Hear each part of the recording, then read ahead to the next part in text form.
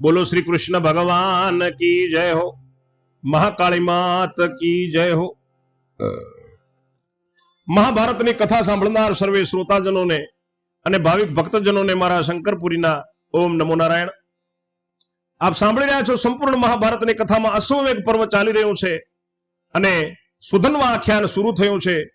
તેનો 11મો કડવો આપે સાંભળ્યું, આજે આપ 12મો કડવો શ્રવણ કરશો। અશ્વમેઘ પર્વમાં સુધન્વા આખ્યાનમાં 11મા કડવામાં આપે સાંભળ્યું કે અંશુધ્વજનો ખૂબ સુંદર પરિવાર છે અને એનો સુધન્વા નામનો પુત્ર કર્ણ જેવો દાતાર છે। એની અંશધ્વજની નગરીમાં એ પાંડવોનો પંચકલ્યાણી અશ્વ આવ્યો છે। ઘોડો જોઈને અંશધ્વજ રાજી થયો છે। ત્યાં સુધી શ્રવણ કર્યું। હવે આગળ 12મો કડવો સાંભળો।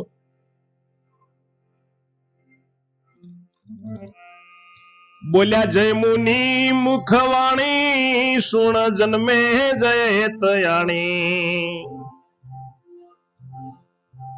बळवंताए निरख्यो वाजी रूपाळो जोईने थयो राजी एनी कांति घणी रे रूपाળી शोभे कनक समन केसवाળી एना कर्ण चरण नो देखाव जोई राजा ने उपजो भाव।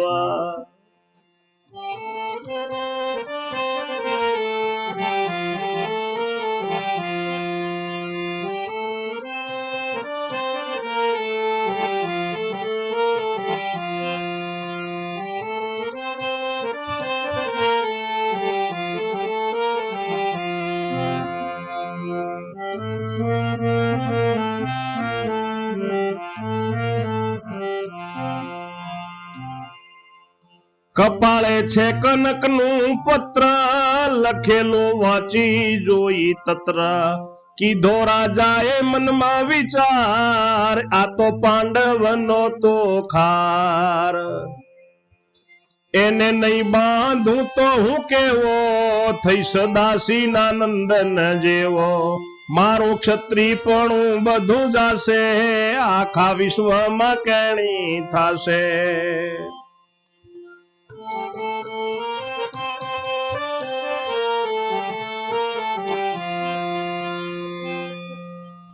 कोई कर्म मारो नहीं माने जासे पराक्रम पाछळ पाने लाजी मरसे सहोदर सर्व कैसे मिथ्या करतो तो गर्व। ऋषि जय मुनि કહે છે સાંભળ જન્મેજય રાજા હેત કરીને બળવંતા રાજાએ ઘોડાને જોયો છે। રૂપાળો ઘોડો જોઈને ખૂબ રાજી થયો છે। એની ક્રાંતિ ખૂબ રૂપાળી છે, સોનાની જેવી એની કેસવાળી છે અને સૂર્યના કર્ણ જેવા એના ચરણનો દેખાવ જોઈ અને રાજાને ખૂબ ભાવ ઉપજ્યો। કપાળમાં સોનાનું પત્ર લખેલું વાંચી તરત વાંચી લીધું। રાજાએ મનમાં વિચાર કર્યો કે આ તો પાંડવોનો ઘોડો છે અને જો એને નહીં બાંધું તો હું દાસીના નંદન જેવો ગણાઈશ, મારું ક્ષત્રિયપણું બધું જતું રહેશે અને આખા વિશ્વમાં મારા નામની કેણી થશે। કોઈ મેં શું કર્મ કર્યું કોઈ માનશે નહીં અને મેં કરેલું પરાક્રમ બધું પાછળ જશે અને મારા સગાવાલાએ લાજે મરશે। કહેશે કે ખોટી વાતો કરતો તો, ખોટો ગર્વ કરતો તો। અરે ભૂમિમાં ફરતો તો થઈને મોટો પણ આજ જણાયો ખોટો કહેશે અસલ ગાદી લજાવી એને પોતાની દેહ બચાવી।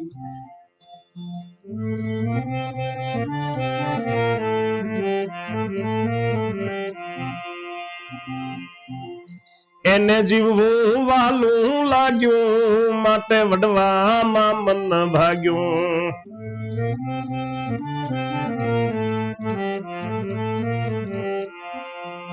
એને જીવવું રે વાલું લાગ્યું માટે વડવામાં મન ભાગ્યું। એવી કહેણી જગતની રે થાશે વળી પાંડવ બહુએ પૂજાશે।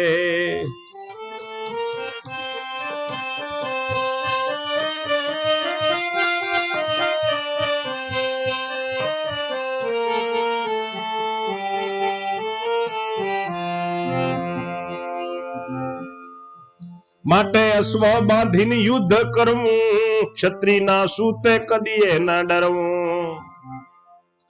જ્યારે ત્યારે છે એક વાર મરવું શીશ હાથમાં લઈને ફરવું। એવો ક્ષત્રિય તણો વ્યવહાર માટે બાંધવો યા તો ખાર છો ને કોપે કુંતી કુમાર એમને વસ છે દેવ મોરાર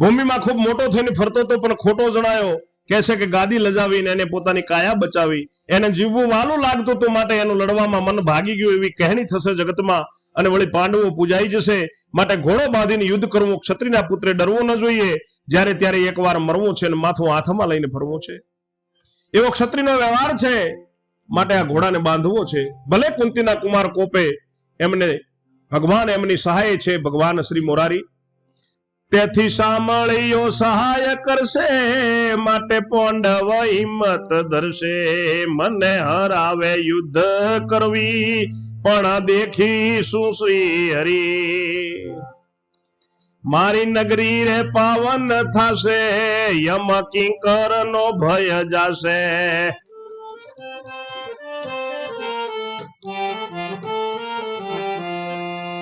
કરવા પાંડવની રે વહાર આવશે નહીં વિશ્વાધાર અશ્વ રોક્યા વિના ન આવે મળે પ્રભુ ભાવે અભાવે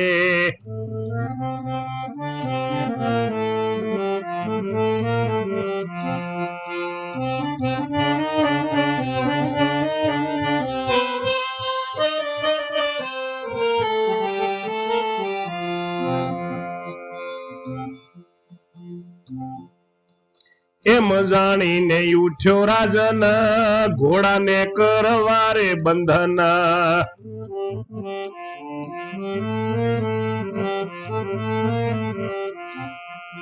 તેની સાથે ઉઠ્યા ખાસદાર વળી સેવક પણ 10-12 લાવ્યા દોડા સોકળ બાંધવાને લાવ્યા અશ્વ ભણી વધવાને જઈ અનુચરે ઘેરી લીધો તવ રાજાએ બંધન કીધો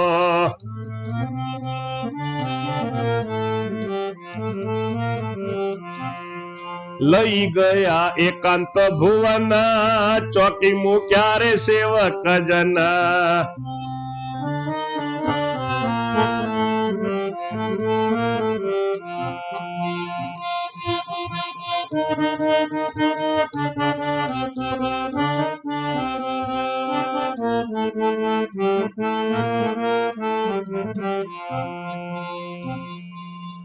તે તો ઉઘાડા ખડકે ફરે વારા ફરતી તે ફેરા ભરે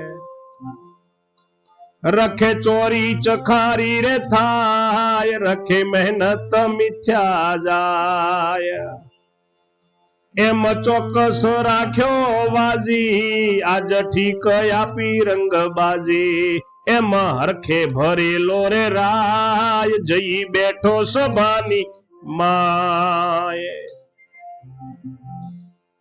એમને સાંભળ્યો સહાય છે રાજા વિચાર કરે છે એટલે સાંભળ્યો સહાય કરશે અને પાંડવો હિંમત ધરશે ને મને યુદ્ધ માં હરાવશે પણ ત્યારે ભગવાનને તો દેખવા મળશે શ્રી હરિના તો દર્શન થશે મારી નગરી પાવન થશે યમરાજનો ભય ટળી જશે અને પાંડવની વહાર કરવા માટે મારો ભગવાન વિશ્વ આધાર આવશે ઘોડાને રોક્યા વિના પ્રભુ નહીં આવે મને મળવા અને પ્રભુ મને ભાવથી મળશે એમ જાણી અને રાજા ઉઠ્યો છે ઘોડાને બંધન કરવા માટે અને એની સાથે એના દાસ અને સેવકો પણ 10-12 ઉઠ્યા છે દોયડાને સાંકળ મોંધવાને લાવ્યા અને ઘોડા જોડે જઈ અનુચરે ઘોડાને ઘેરી લીધો રાજાએ ઘોડાને બંધ કર્યો અને એકાંત ભુવનમાં ચોકીએ મૂક્યા છે 4 સેવકો એ ઉઘાડા ખડક લઈને ફરે છે અને વારા ફરતી પેરા ભરે છે રખે કોઈ ચોરી ચકારી થાય ને મહેનત જાય ઘોડાને કબજે કર્યો એમ કબજે કરીને રાખ્યો છે ઘોડાને હરખે ભર્યો છે રાજા હંસધ્વજ અને પછી સભામાં જઈને બેઠો છે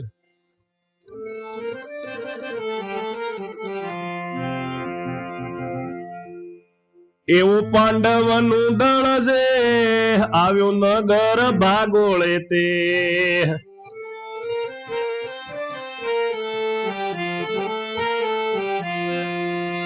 એને ખબર આપી એવી, હવે અશ્વની આશા કેવી, મહાબળવંતાએ એને બાંધ્યો, હવે વાજી મળ્યાનો વાંધો.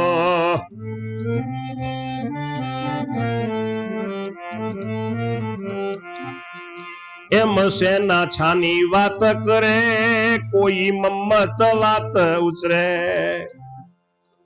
કોઈ કહે હંસ ધ્વજ બળ્યો, એના માથાનો કોઈ નથી મળ્યો. એ તો અર્જુન ને પણ જીતે, સામો બાજે તેને બહુ વીતે. શશી સરખો છે હંસ ધ્વજ રાય, તારા તુલ્ય પોંડવો એને દેખાય. કોઈ કહે તમે શું પારખો, અર્જુનજી છે વેશ સરખો. સભામાં બેઠો છે ને આ બાજુ પાંડવોનું દળ છે. એ નગરની ભાગોળે આવ્યો, સીમાડે આવ્યો ને એને ખબર પડી છે કે હવે આપણે અશ્વની આશા રાખવી નકામી છે. મહાબળવંતો રાજા છે ને એને આ ઘોડાને બાંધ્યો છે. હવે ઘોડો મળે એમાં કઈ ભલાઈ નથી, વાંધો પડશે એમ સેના છાનીમાની વાતો કરે છે. કોઈ કહે છે કે અંશુધ્વજ ખૂબ બળિયો છે અને એને હજી સુધી એના માથાનો કોઈ મળ્યો નથી. એ તો અર્જુનને જીતી જાય.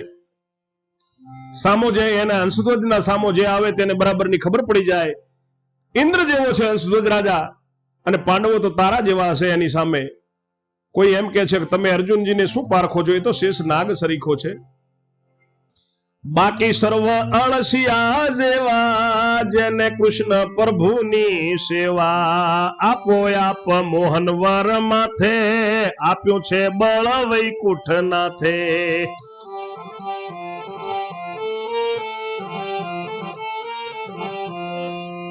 માટે પાંડવની જીત થશે, વાજી બાંધીને રાય પસતાશે.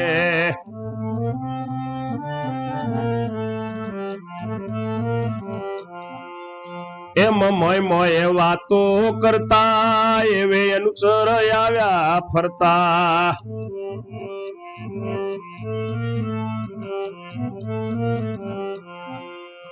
જોડ્યા અર્જુન ને તો હાથ, તમે સુણો અમારી વાત.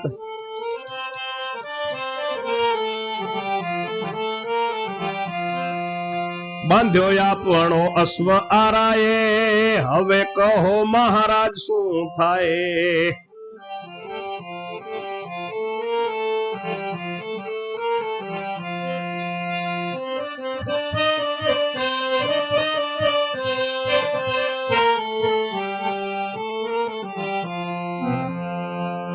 તવ અર્જુન બોલ્યો એમ, થાવો છો ઓશિયાળા કેમ. એને જીતીને તો ખાર લેવો, મન મૂકીને દંડ દેવો. એ તો હંસ ધ્વજ કોણ તોલે, એવા અભિમાન ના વેણ બોલે.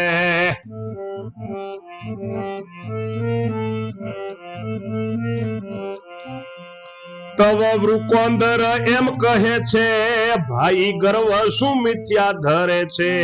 એ તો પૂર્ણ છે ભાગ્યશાળી, એનો વૈભોગ જુઓ નિહાળે.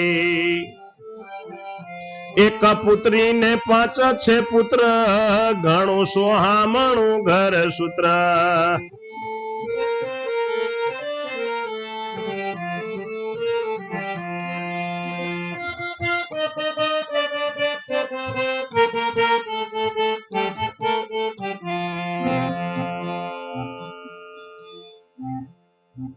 કોઈ કહે છે કે અર્જુનજી શેષ જેવો નાગ જેવો છે, બાકી બધા અળસિયા જેવા છે.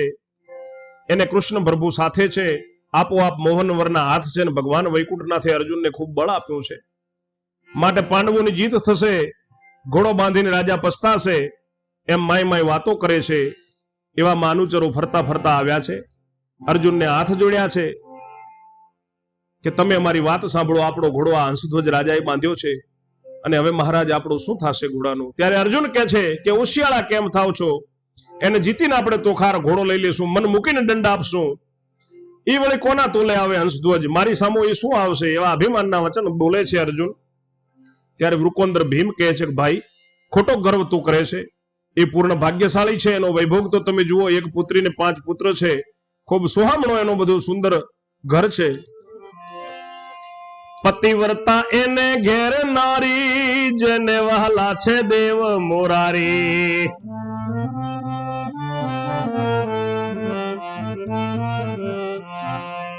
રાજા તરણે યુદ્ધ જાણનારો, ઘણા દેશ જીતીને આણનારો.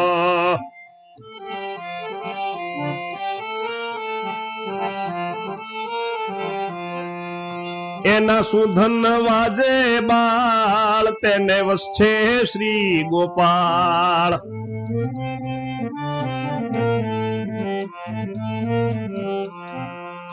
એ તો કહેવાય છે બહુ બળિયો, તમથી જાદે સહાય સાંભળ્યો.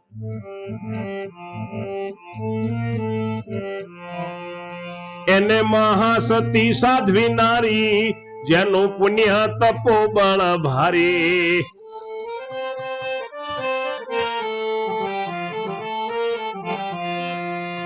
એના સત્યથી સમર્થ સ્વામી, માટે વાત કરો શિષ્ય નામે.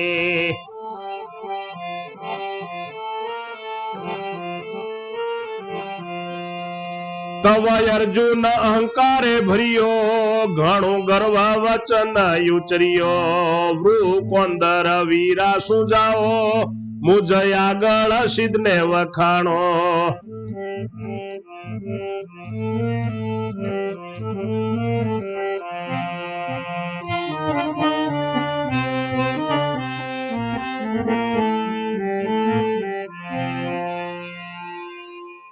ભીમ કહે છે કે એને પતિવ્રતા નારી છે, 3 યુદ્ધને જાણનારો છે, ઘણા દેશ જીત્યા છે એને. અને એનો પુત્ર જે સુધનવા છે ને, એને તો ભગવાન શ્રી ગોપાળ વશમાં છે. એ ખૂબ બળિયો કહેવાય છે, તમારાથી વધારે સહાય કરે છે. એને સાંભળ્યો. એની મહાસતી સાધ્વી છે નારી, એનું પુણ્ય ને તપોબળ ખૂબ ભારી છે. અને એના સત્યથી જે સમર્થ થયેલો છે, માટે વાત તમે થોડું શીશ ઝુકાવીને કરો, ગર્વ મત કરો ભાઈ. ત્યારે અર્જુનને ખૂબ અહંકાર ચડી ગયો. ઘણું ગર્વથી વચન બોલ્યો છે કે વૃકોંદર તમે શું જાણો ભીમ, મારા આગળ શા માટે એના વખાણ કરો છો? વખાણો સિદ્ધ મુજ કને ને જોયા બહુ નરેશ, વાજી લઉં તે નવાઈ નહીં, પણ લઉં એનો દેશ. આગળની કથા 13મા કડવામાં સાંભળશો. ત્યાં સુધી મારી વાણીને હું વિરામ આપું છું. જય જય શ્રી રણછોડ. ઓમ નમો નારાયણ.